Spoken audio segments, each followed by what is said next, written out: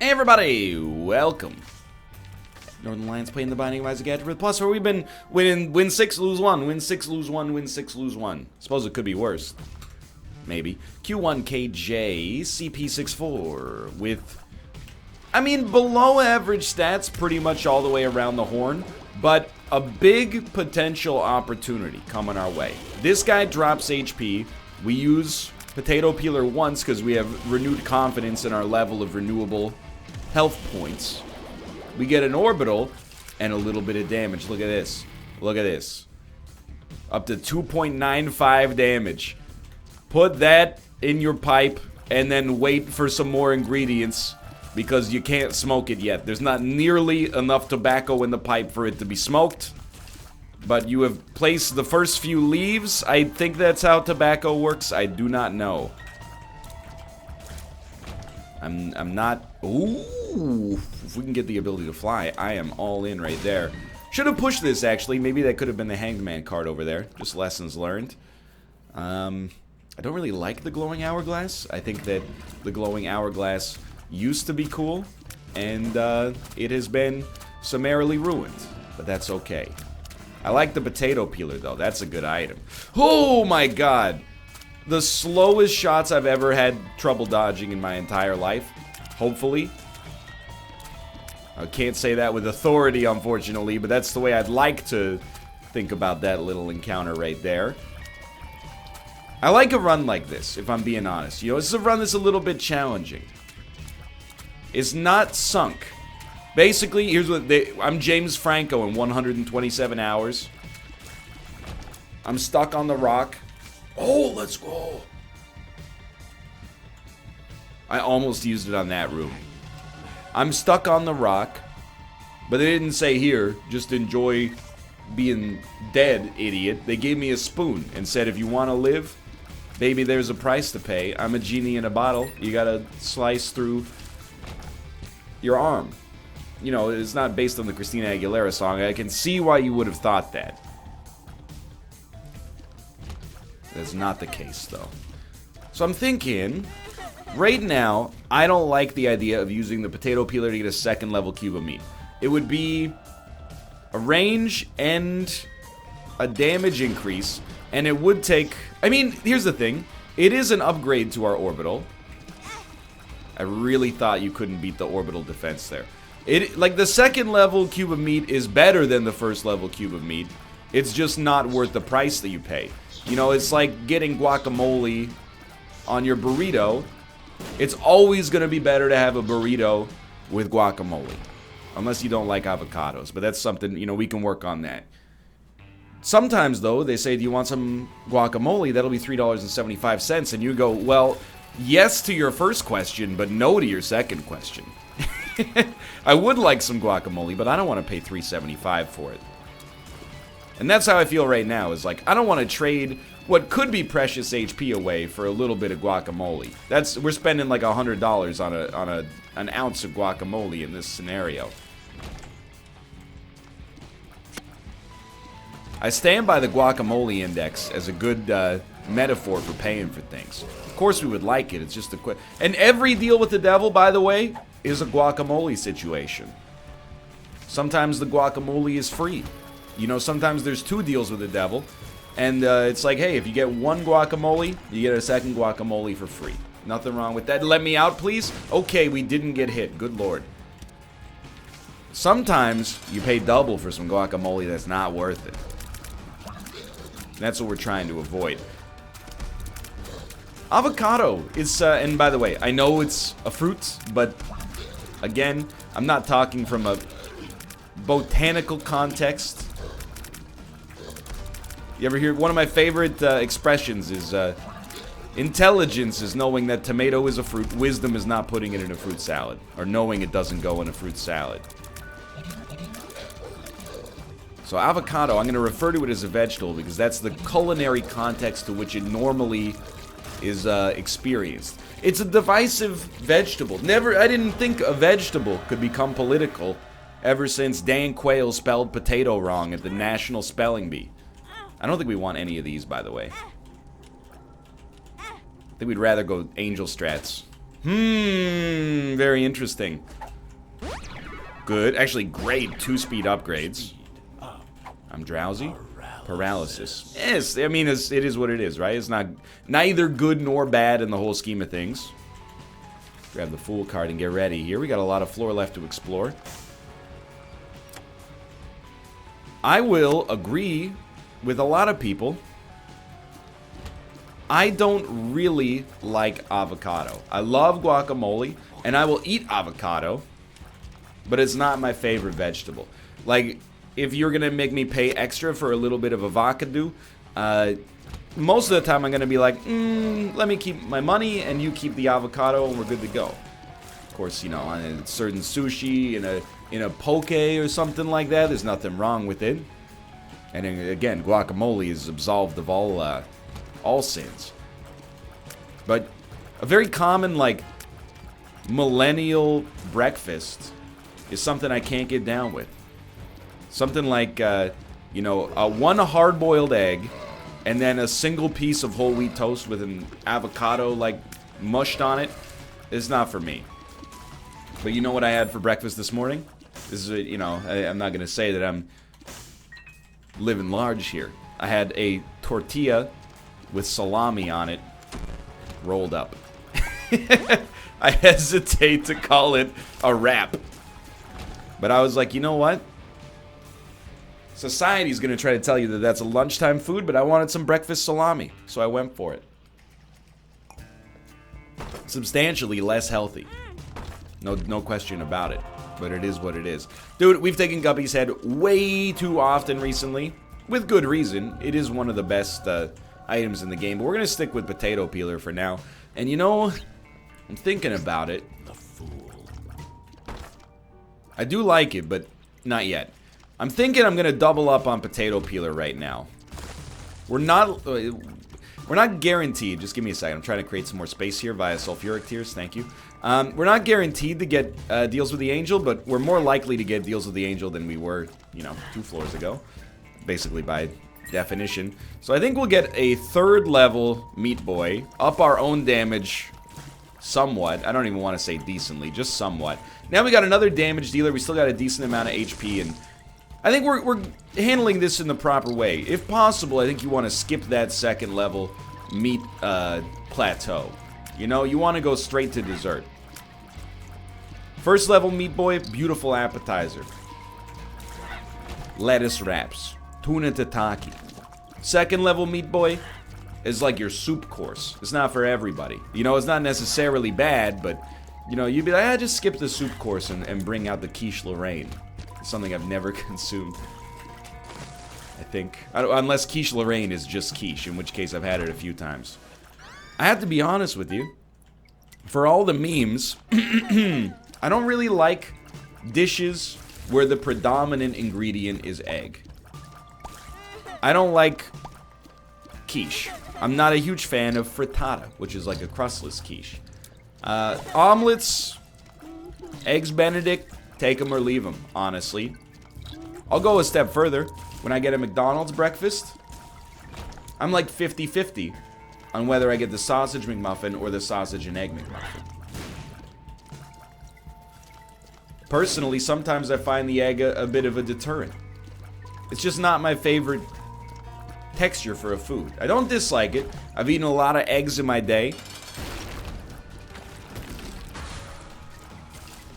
I don't know though, it's just something about it. It's like a meat cloud.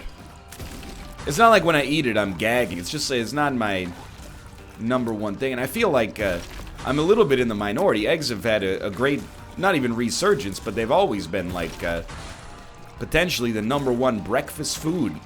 People are getting eggs in all sorts of contexts these days. They get a hamburger and they're like, can I get that with a fried egg on top of it? I have never wanted this in my life. I understand what you're about to say.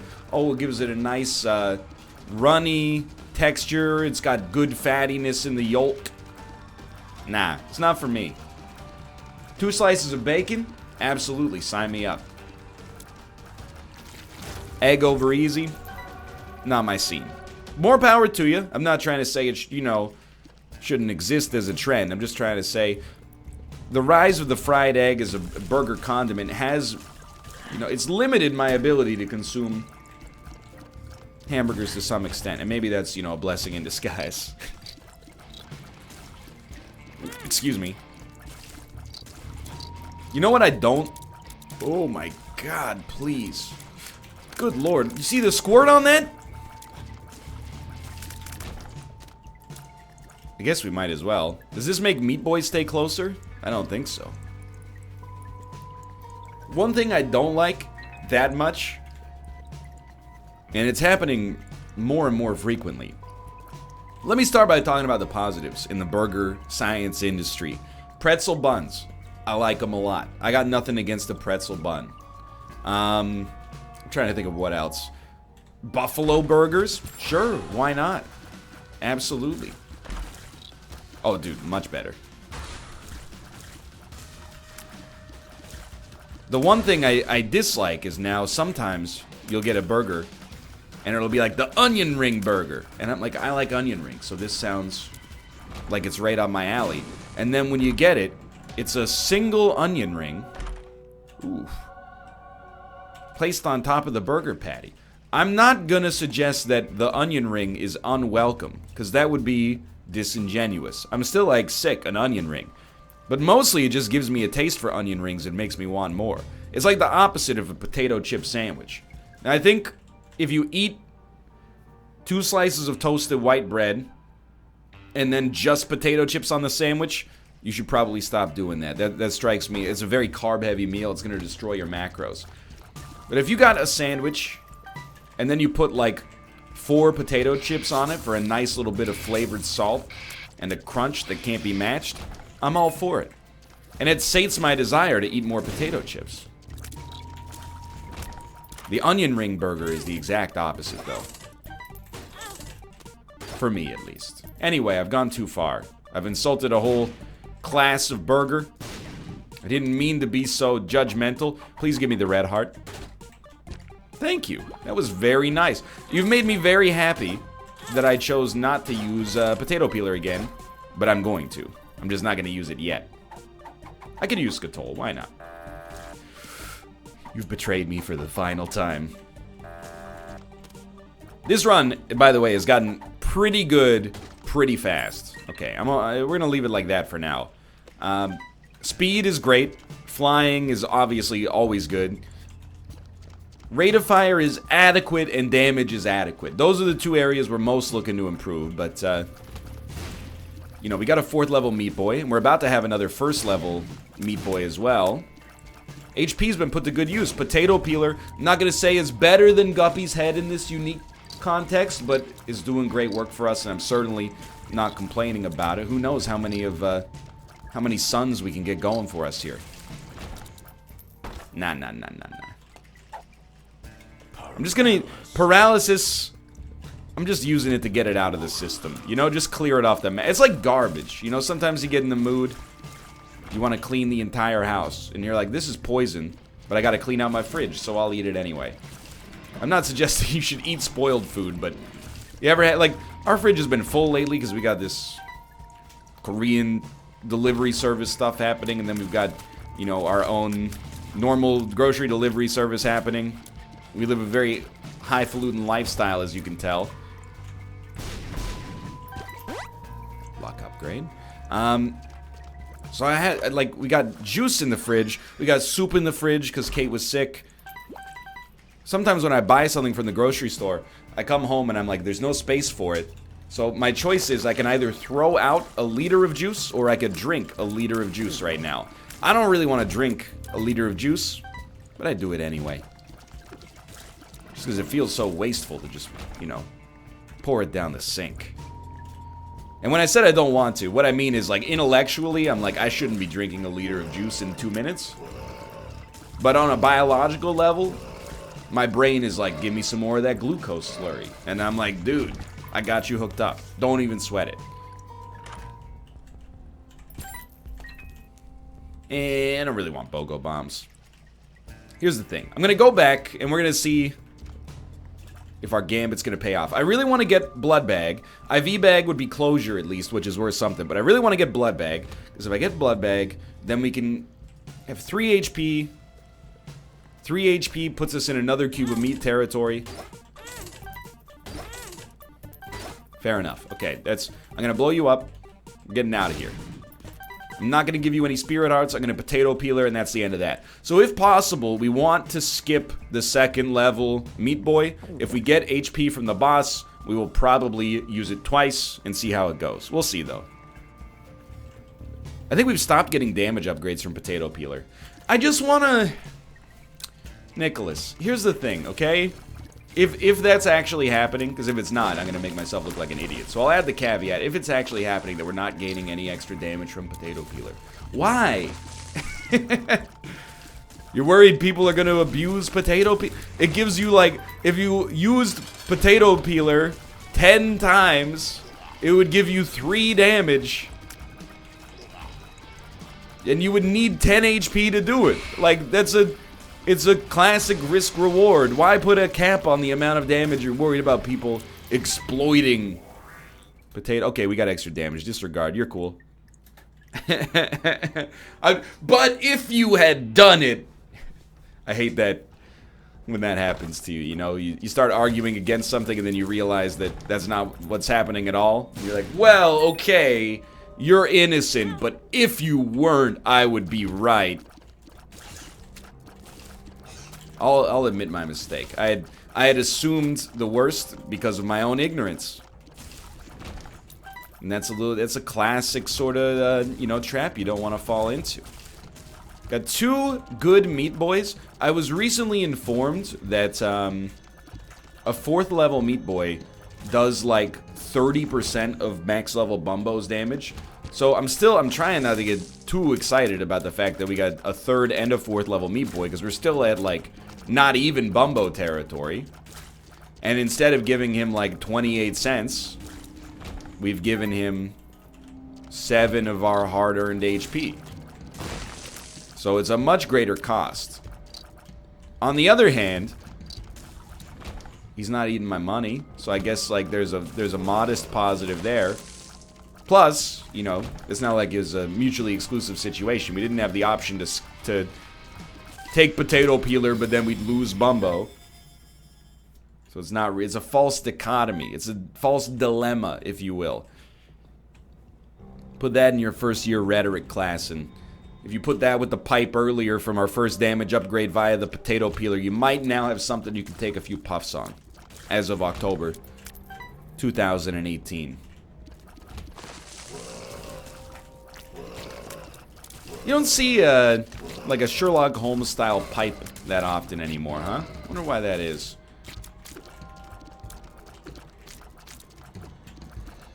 It's weird. I mean, it's not weird, but I'm telling you straight up, if I saw someone my age smoking a pipe like Sherlock Holmes, I would immediately, and you know, there's probably one, I was gonna say maybe a couple, but there's probably one person watching this who is like, I'm a 25-year-old dude who smokes a pipe. I'm just being honest, okay? This is not coming from a place of ill will. I would have preconceived notions about your personality. I would assume that perhaps you also own a trilby, perhaps. I would think that you have strong feelings about Star Wars Episode 8. Okay, that one, that's a little unfair. Anyway, please, I don't want to spend a bomb. There we go. I'm just saying, like, and I think that's unfair to you. But don't you get the idea, like, if you see somebody smoking a pipe, it's not that they like smoking from a pipe, it's that they think smoking from a pipe gives them a certain air of, like, what a waste. A certain air of, like, sophistication that is not necessarily earned.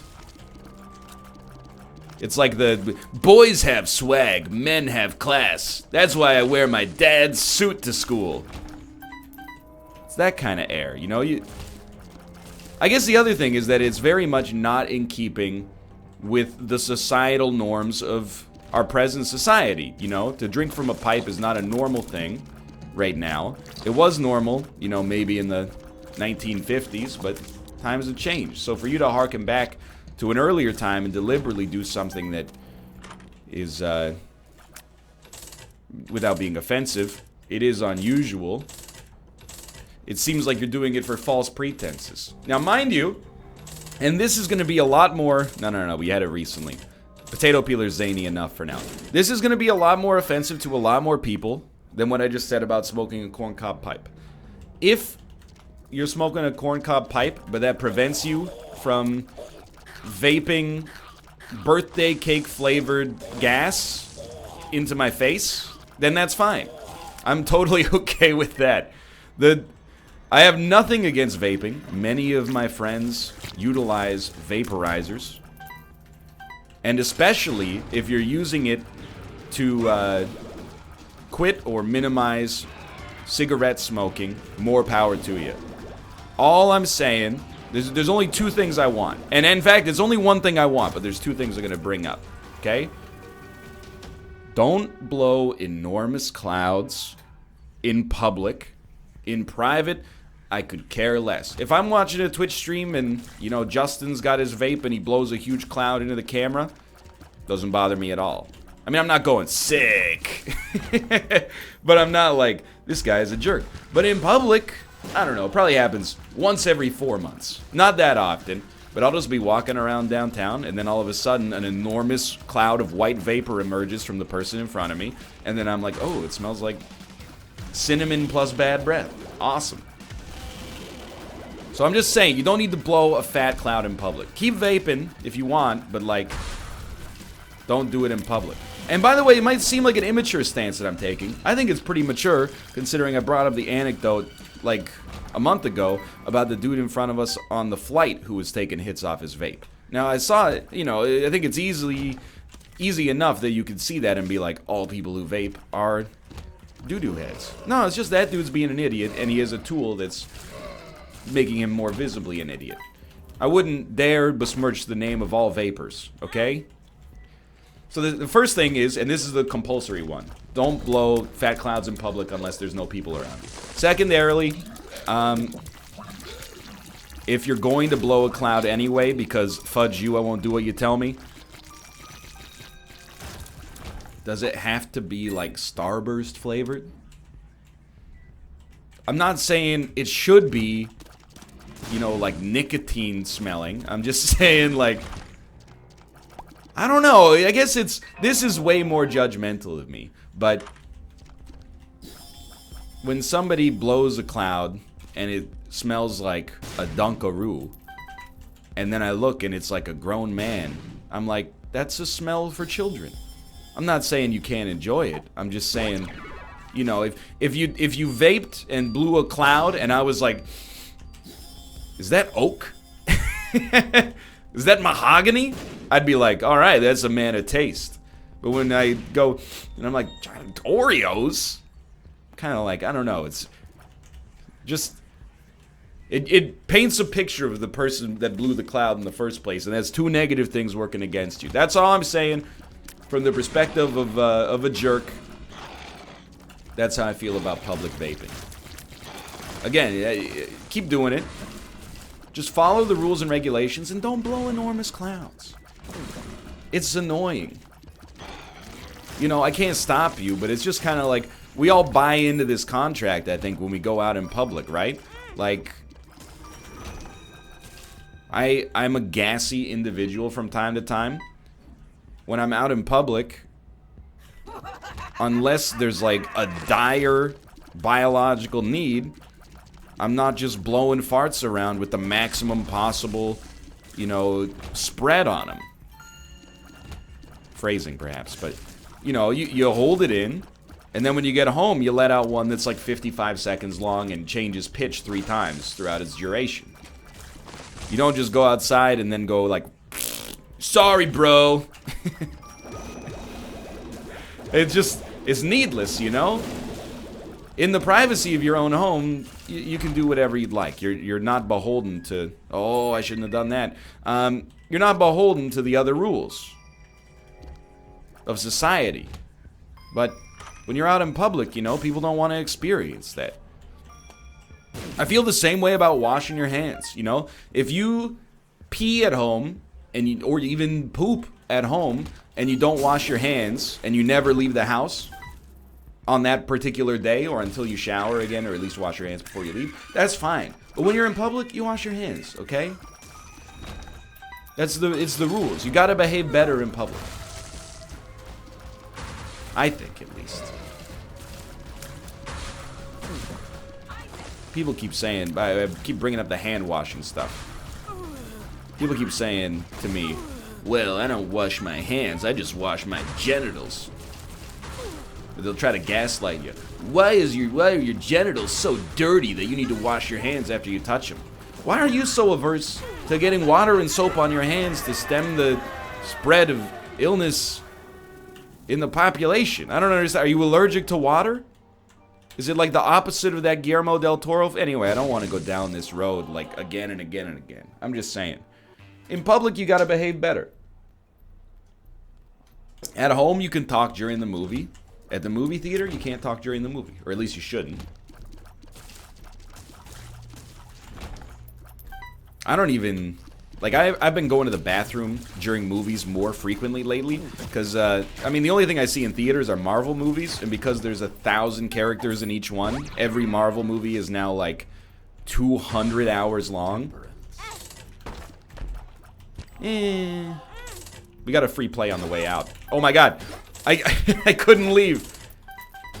So, you know, there's been times I've had to go to the bathroom during the movie. When I come back, I don't go, what happened, you know? You don't get that, you forfeit that right, you know? It puts your seatmate in an awkward position.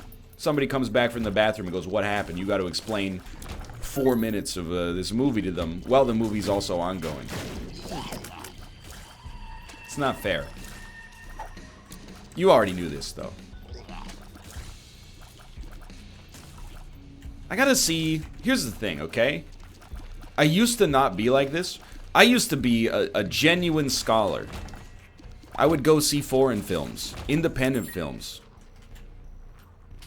I was a very frequent customer of the independent movie theater in my college town. I saw all sorts of stuff there. Movies that made $800,000 at the box office.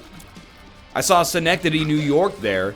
I'd been following the production of that movie for like 11 years before I watched it. Then when it came out, I went and saw it at the theaters, and I was like, it's okay. It's a large time sink for my adolescent life.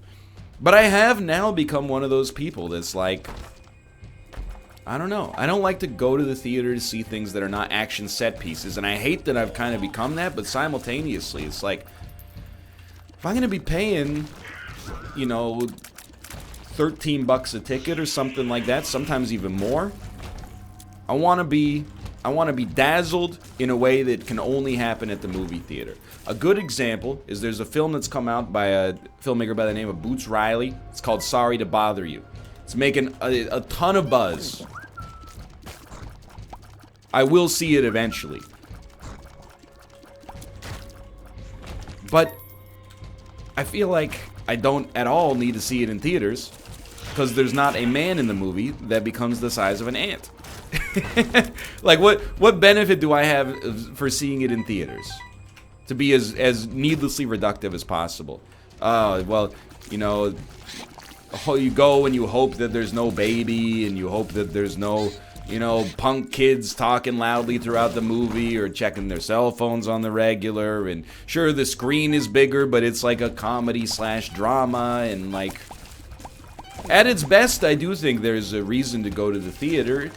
You know, you get that communal experience, the shared experience with your fellow man, of all engaging in the same activity simultaneously. You feel more connected to your community. Well, sometimes it's kind of aggravating, and I would rather pay $8 to watch something on pay-per-view, or $13 a month to watch it on Netflix in 2 years. I hate to say it, but I find it to be true. I'm trying to think of like the last Like, I saw A Quiet Place in theaters, but I feel like that's basically an action movie. You're seeing a horror movie in theaters is a little bit more appealing to me, to be honest, because, you know, you get to be scared in public and laugh at other people who are getting scared in public. Plus, there's, like, you know, it's like being in a haunted house with people. So I'm kind of okay with that. But, like, apart from that, the last movie I saw in theaters that was not, like, an action movie might be Your Name. You know, Kimi no Nawa. It's called Fashion, Sweetie. Look it up. Which was a great experience. But, you know, it was also like 18 months ago. Movies are in a weird place. Movie theaters are in a weird place. I think. I don't know. Maybe they're not. Maybe they're crushing it. I have no idea.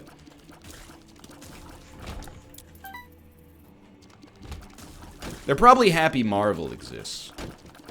Like, for 6 years, every movie theater owner in the world went to bed and kissed a picture of James Cameron.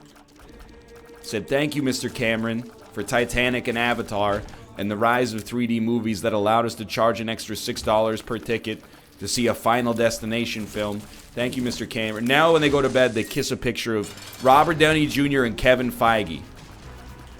Thank you, Mr. Feige, for making audiences inexplicably care about superheroes that nobody in the general public knew existed 8 years ago.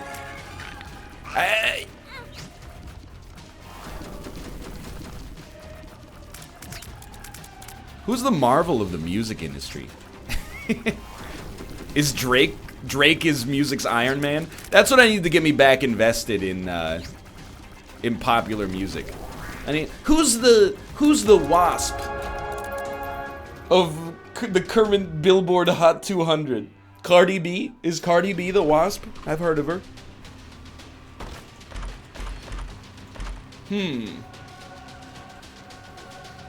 Beelzebub, mostly thanks to Rotten Baby, which I always forget is actually relevant here. This has been a fun run, by the way. I've had a good time.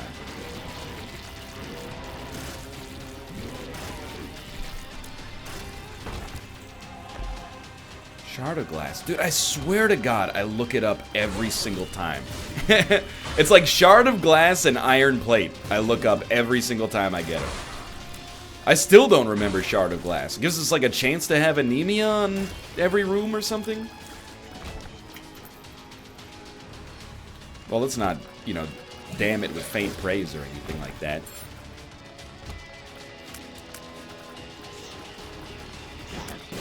I used to go see comedies in theaters. Actually, one of my favorite I have a few movie-going experiences that are like, you know, that really capture that, like, the magic of being in a movie theater. One of them, right place, right time. Being 18 years old and seeing Superbad the day it came out in theaters with friends of mine while we were, like, on a road trip together. That was, like, nobody knew that movie was destined to become a relative comedy classic, at least a cult classic. We were exactly the right age to, you know, relate to it as fully as possible. It was a right place, right time sort of situation. Same exact thing, except when I was like 21. Well, maybe 20. Seeing The Hangover opening weekend. You know, the reviews had come out and been like, it's pretty good. And I saw it and I was like, this is the greatest comedy ever. I didn't actually. I mean, have you seen Harold and Maude?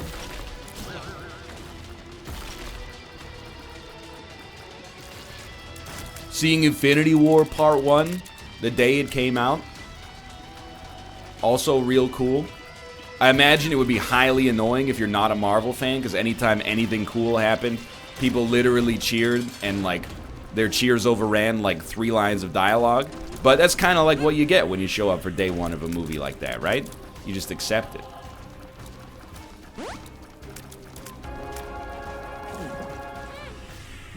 That's my top 3 probably that I can think of. I can also think of like some truly disappointing experiences.